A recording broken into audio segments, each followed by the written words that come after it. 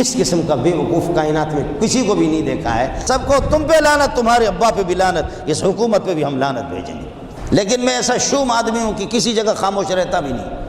ہم نے روس کا ناک بھی خاک میں ملا دیا، ہماری کالی پگڑیاں ہم نے تمہارے نیٹوں کو بھی ذلیل کر کے چھوڑ دیا، اور اب ہماری باری ہے، اب ہماری باری ہے، ہم حکومت بنا رہے۔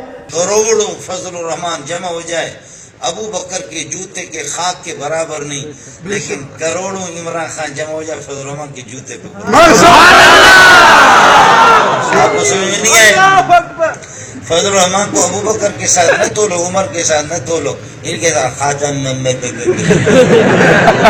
کے ساتھ تولو۔ کروڑوں فضل الرحمان جمع ہو جائے ابو بکر کے جوتے کے خاک کے برابر نہیں، لیکن کروڑوں عمران خان جمع ہو جائے فضل الرحمان کے جوتے پہ۔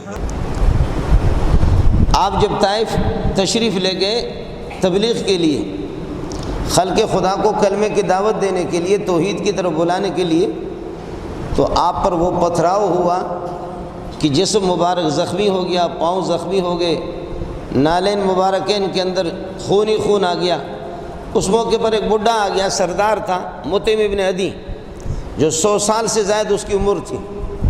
وہ سردار کافر تھے، مشرک تھے، لیکن جیسے رسول پاک صلی اللہ علیہ وسلم کا چہرہ دیکھا تو لوگوں سے کہا کہ کچھ تو شرم کرو، بے غیرتو، یہ ایسا معصوم چہرہ اور ایسا خوبصورت خوبرو، اس کو بھی تم لوگ مار رہے پتھروں سے۔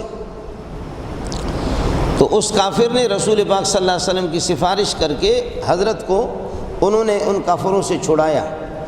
ان کے اس احسان کو ماننے کے لیے رسول پاک صلی اللہ علیہ وسلم نے فرمایا کہ آج وہ بوڑھا مر چکا ہے، اگر وہ بوڑھا زندہ ہوتا اور یہ بدر میں جو ہم نے 70 کو تو جہنم میں پہنچایا، یا 70 یہ کہ ہمارے قید میں ہیں اور ان کو ہم نے پکڑ لیا، گرفتار کیا، اگر وہ کافر جس نے طائف میں مجھ پر احسان کیا تھا، اگر وہ زندہ ہوتا، سفارش کرتا تو میں ان کو چھوڑ دیتا۔